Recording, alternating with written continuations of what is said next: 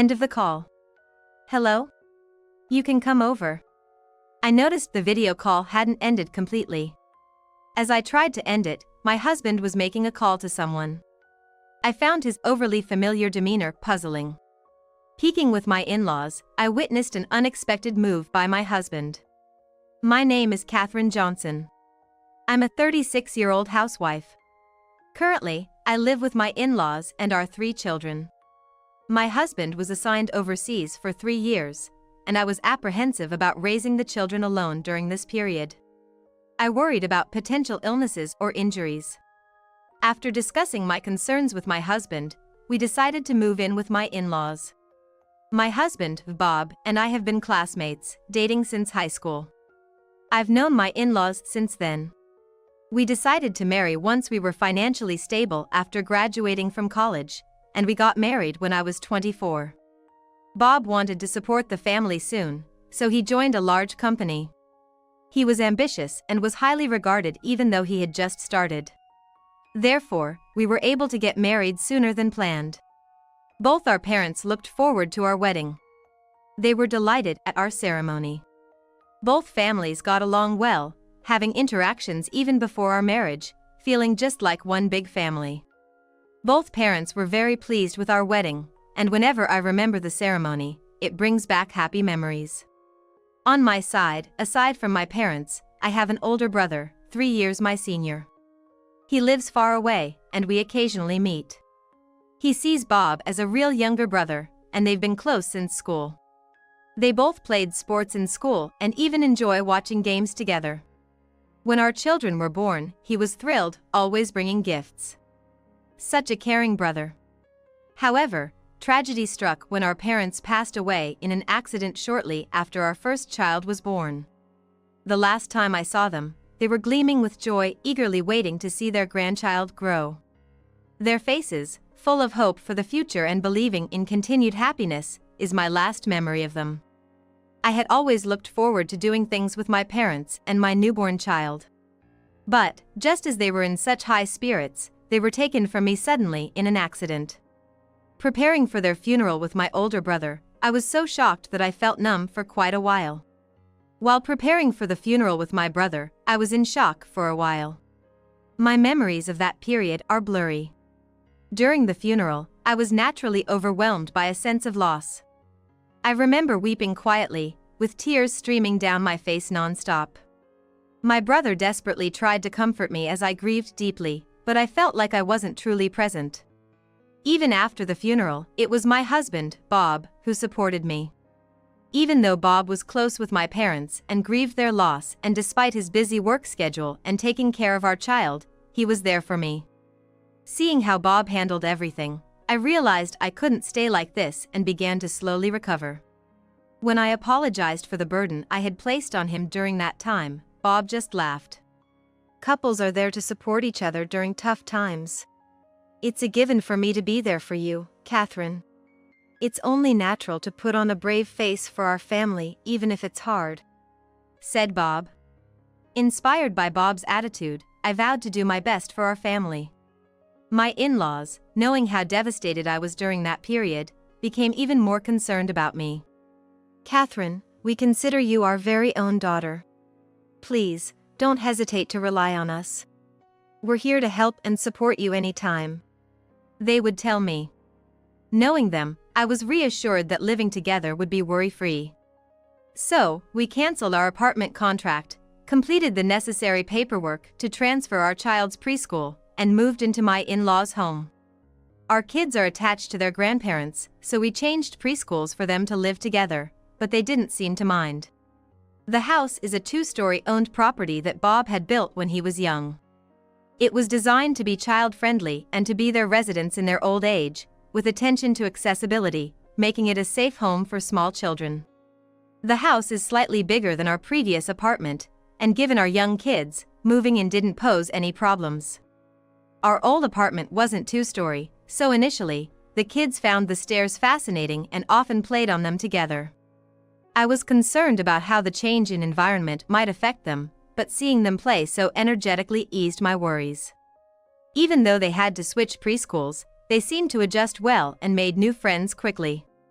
Though I was anxious they might follow from the changes, they've been healthy, which puts me at ease. Ever since we moved to New York, we've been living harmoniously with my in-laws, supporting one another. At first, since I was a stay-at-home mom, I intended to handle all the household chores.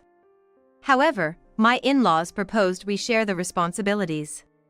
While I took care of preparing meals, my mother-in-law did the laundry, though sometimes we'd switch roles. Apparently, she's not great at cooking, so she was relieved, and she even complimented my dishes. The house cleaning was shared between my in-laws and me, freeing up more of my time. I now get to spend more time with my kids, and I believe I've become more attuned to their subtle changes. The only issue, if it can be called that, is the kids missing their playtime with Bob. They adore him, and whenever he had time, he used to dote on them a lot. Despite his tiring job, Bob would sometimes tell me to take a break and handle some chores. He works hard, both at his job and with the kids, so much that I sometimes worried if he was resting enough. Even though you work and handle house chores, are you sure you're getting enough rest? When I asked Bob this, he assured me he was fine. Bob is gentle, family-oriented, and has a bright and cheerful demeanor. Being overseas, it's not so easy to travel back and forth, and in the span of 3 years, he only came back to the States once. Video calls with Bob while he's on his overseas assignment are something my kids and I really look forward to. With a 14-hour time difference, finding a common time can be tricky, but we try to video call at least once a month. We also exchange emails regularly, but nothing beats seeing each other's faces. We're always curious about his life abroad and want to ensure he's okay. Recently, the kids have grown more interested in the glimpses of foreign settings and Bob's stories during these calls.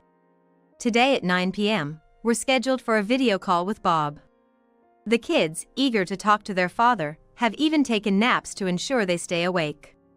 As I set up the computer for the call, the kids line up properly and soon start a lively conversation with Bob. "Been a while, how've you been?" When Bob's face appeared on the screen and I called out to him, the kids responded with joyous voices. "Hey, Dad. We're doing good. Guess what?" They began, animatedly using their hands to emphasize their points. Bob listened with a delighted expression. I had so much I wanted to discuss with Bob, but I decided to wait until the kids were asleep. My in-laws and I watched the conversation with warm smiles. Bob mentioned he had work later, but it sounded like he had about 2 hours to spare. After the kids, I was hoping to have some one-on-one time with my husband. Thanks to the consistent help from my in-laws, there were things difficult to discuss or issues I had been facing that I really wanted to share with Bob. About 30 minutes into the video call, perhaps because of their energetic chatter, the kids began to look sleepy. Even though they had taken a nap, it was around their usual bedtime, so they were likely tired. Yet, they seemed to still have more to say and were trying their best to stay awake. The youngest is mostly asleep, occasionally jolting awake, but quickly succumbing to drowsiness again. Seeing them in such a state, Bob gently suggested they go to bed. "Getting sleepy, huh? Just 1 more month and Dad'll be coming back to New York. We'll chat loads then." Bob's overseas assignment was coming to an end in a month. The kids were eagerly awaiting his return, but they still seemed to have so much to say. "Remember, you have school and preschool tomorrow. Let's call it a night." My in-laws and I also persuaded the kids, and soon they were off to bed. As the drowsy kids waved goodbye, Bob waved back. As I stood to take the kids to their rooms, my in-laws quietly offered, "You two probably have a lot to talk about. Leave the kids with us and take your time." Holding our youngest, who had fallen asleep, my in-laws walked the other kids to their room by the hand. Grateful for my mother-in-law's words, I settled in to chat with Bob. Even in just a month, it's easy to notice how much kids grow. When it came to talking about the kids, the topics were endless. At the parent-teacher conference, they seemed to be having a great time. When the teacher asked them a question, they answered confidently. They proudly told me all about it afterwards. It was adorable. Ever since our eldest started elementary school, with Bob being overseas, he's always looked forward to attending those conferences. I've been sending pictures regularly, but he always wants a detailed account during our calls.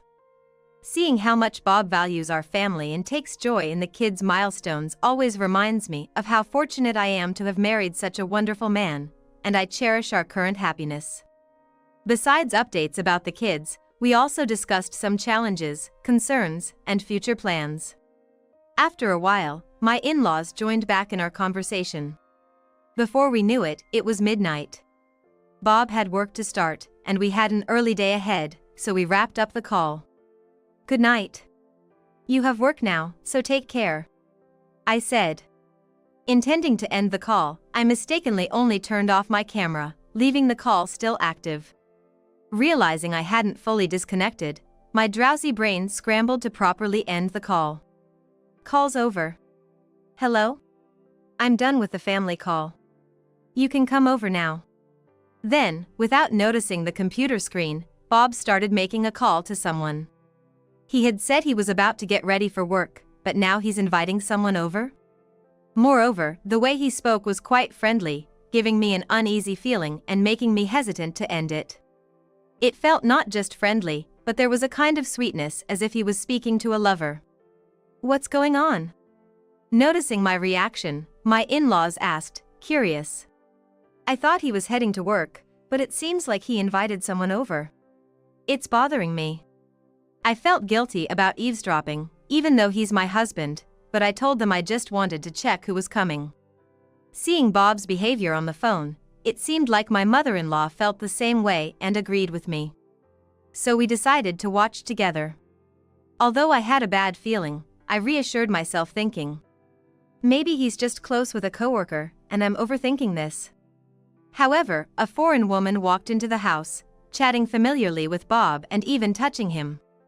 No matter the cultural differences between the US and other countries, you wouldn't just invite a woman into your home or be this intimate. I instinctively looked at my in-laws, and both had a grim expression. They murmured in disbelief, watching the video as if seeing something inexplicable. But just as I thought maybe I was overreacting and it was just cultural differences, the two clearly began to engage in infidelity. "Wait, what?" Seeing Bob's shocking behavior, I was more calm than angry and quickly pressed the record button. My in-laws had a mix of guilt towards me and anger towards Bob on their faces. "Catherine, are you okay? You don't have to watch this if it's too hard," my mother-in-law said, concerned about me who was visibly shaking. Even in this situation, the care from my in-laws brought some comfort. "I need to see this for evidence." "I'm fine," I assured her and continued to watch. While I felt disgusted and angry about being cheated on, I was surprisingly calm. After the appalling act, the two began to talk on the bed. From their conversation, it was evident that the woman knew Bob was married, and it seemed to be a relationship limited to his time abroad. "Thanks for taking me on that trip the other time." "No problem. Thanks to your guidance, I had a great time." It turned out Bob had taken the woman on a trip recently. The destination was a place our kids had expressed interest in and we had talked about visiting as a family someday. And since they had no acquaintances abroad, they seemed to have enjoyed their trip without any inhibitions. "But you covered the expenses, right? Is the money okay?" The woman spoke worriedly about money, seeming nervous about her affair being discovered. Unbelievably, Bob had been telling me he earned less than he actually did, and he had confided in me that he had been spending the extra on his leisure. Apparently, his company has 2 payroll locations. With this shocking revelation, all of Bob's past actions started to seem suspicious. My trust in Bob seemed to shatter audibly. By the time I finished observing Bob's behavior, it was past 2 a.m. Stunned by the shocking truth, the 3 of us were speechless. "Let's get some sleep for now, and then think about what's next," my father-in-law muttered, and we decided to head to our bedrooms. Once in bed, I was wide awake, unable to sleep. Bob had always been caring, proactive in work and childcare, and kind. We've known each other since high school, so I thought I understood him pretty well. I never thought that the Bob I knew was a lie, but with recent events, I felt I no longer knew him. I had always believed he'd never cheat, and if it were just eyewitness accounts or photos, I probably wouldn't have believed he was having an affair. But having seen the scene on a video call, I was in shock and my thoughts were frozen, but gradually various emotions towards Bob began to well up. I found myself wiping away tears that wouldn't stop flowing. Knowing I had to be up early, I tried to sleep, but my mind kept returning to Bob, and my drowsiness vanished. Before I knew it, it was morning, and I hadn't slept a wink. I used makeup to hide the redness around my eyes from crying, and started preparing for the day. "Good morning, breakfast is ready." I called out cheerfully to my children, trying to act as usual. "Mom, are you okay? Your eyes are red. Are you all right?" I had tried to act strong in front of the kids, but they looked worried. I couldn't hide my bloodshot eyes and had caused them concern. "It's okay, honey. I just stayed up late last night, so I might be a bit tired." "Oh, Mom. You gotta get proper sleep." I replied with a smile, and the kids mimicked my tone, saying the same thing, and laughed, looking relieved. After seeing off the kids, I decided to take a break because my in-laws were concerned. Maybe because I had moved around to prepare for the kids' morning, this time I fell asleep instantly. I wished that the events of the night had just been a dream, and as I lay down, my consciousness faded instantly. I had planned to rest for a short while but ended up sleeping until the evening. My father-in-law had picked up the kids from kindergarten, and my mother-in-law had prepared dinner. "I'm so sorry for sleeping so much." "Thank you." I apologized as I immediately helped my mother-in-law and carried on as usual.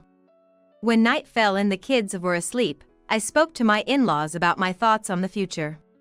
"I don't think I can live with Bob anymore. So, I'm considering getting a divorce."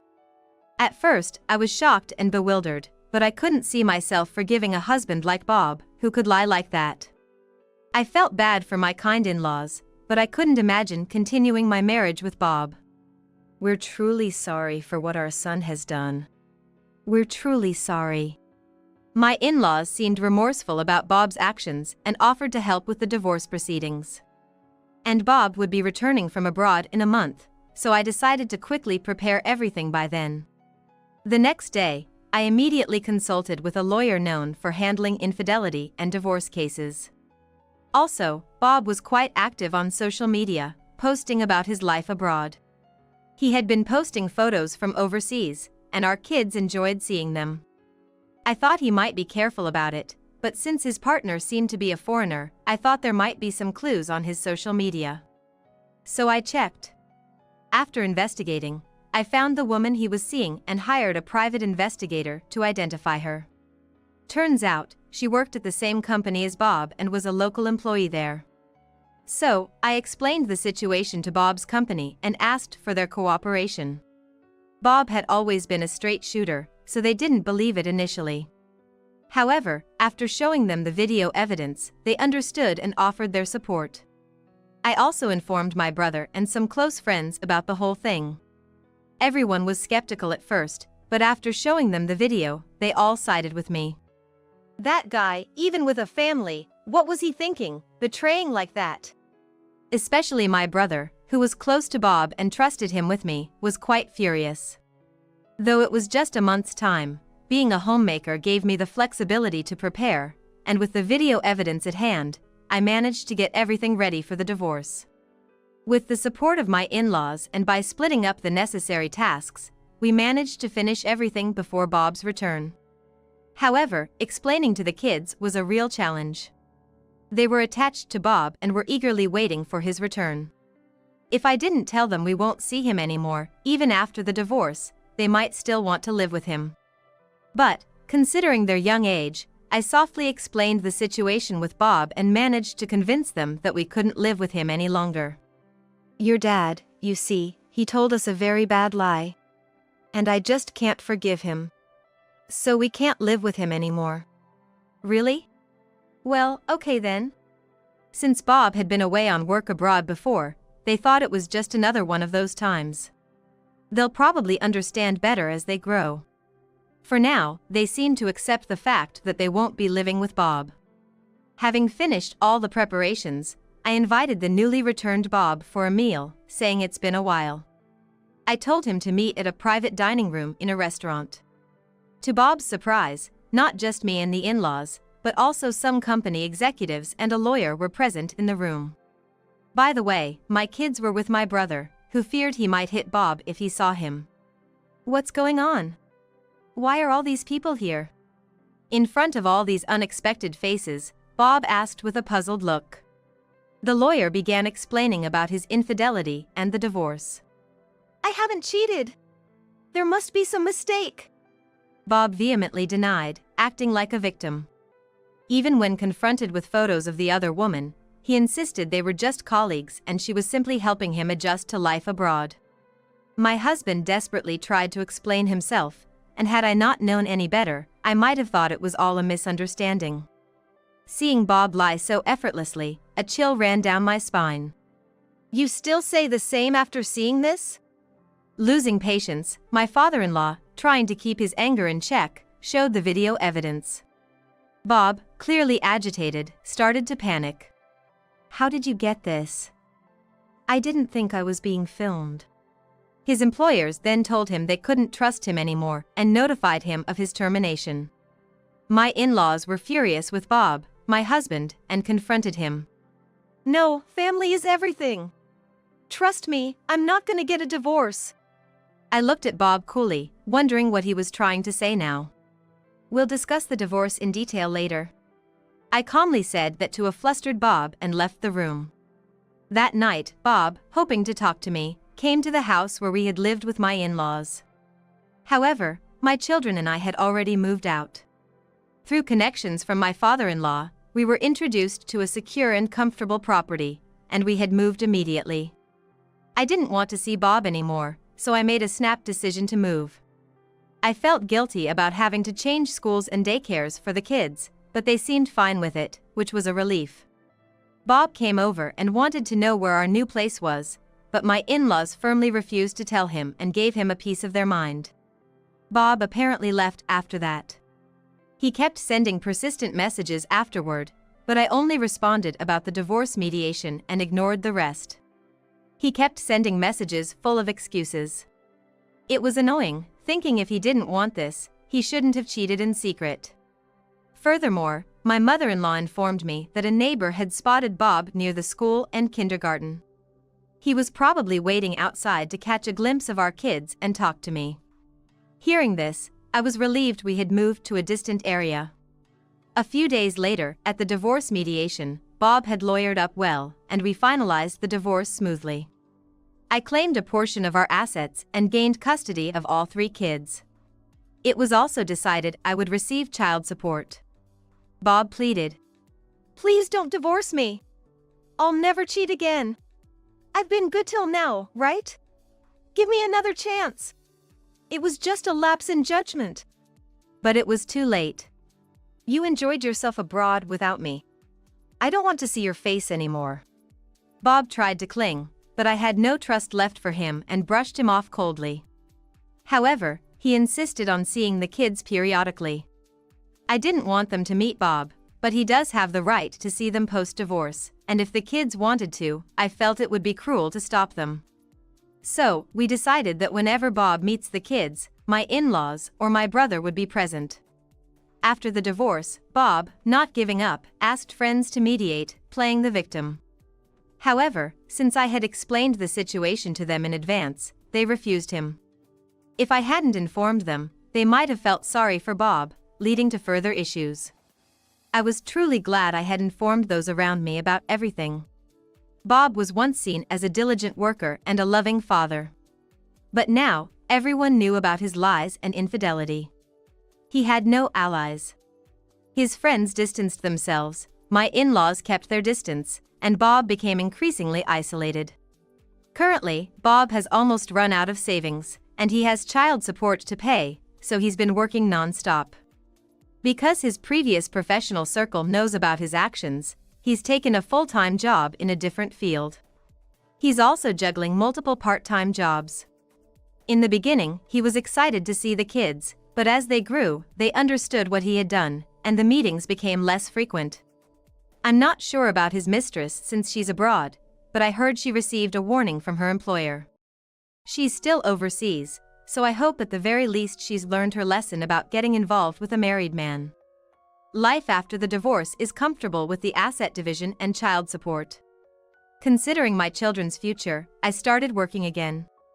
It was tough on my own, but with my brother's help, I managed to raise them well. Currently, I live on my own in a town a bit away from the city, where it's not too inconvenient. Since I've shifted to remote work, I spend a lot of time at home.